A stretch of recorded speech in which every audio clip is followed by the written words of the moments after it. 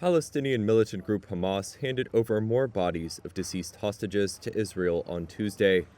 It's a sign of progress after a number of apparent setbacks, with both sides accusing the other of violating a ceasefire brokered by U.S. President Donald Trump.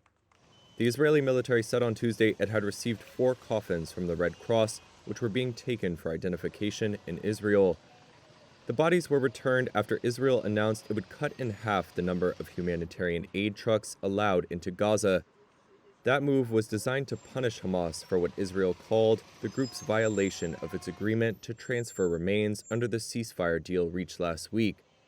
It was not immediately clear if the handing over of bodies was sufficient for Israel to restore the full flow of aid.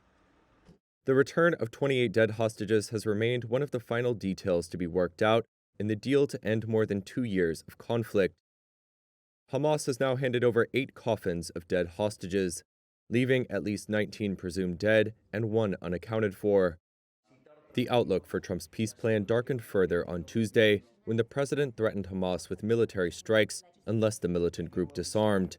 And if they don't disarm, we will disarm them. And it'll happen quickly and perhaps violently. Hamas has so far rejected demands it lay down its arms, and Trump has previously given his blessing to Hamas to reassert some control over Gaza, at least temporarily.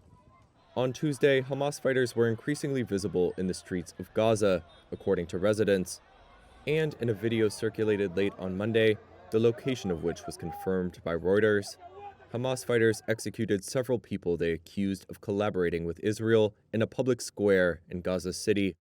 Hamas sources told Reuters on Tuesday the group would tolerate no more violations of order in Gaza and would target collaborators, armed looters, and drug dealers.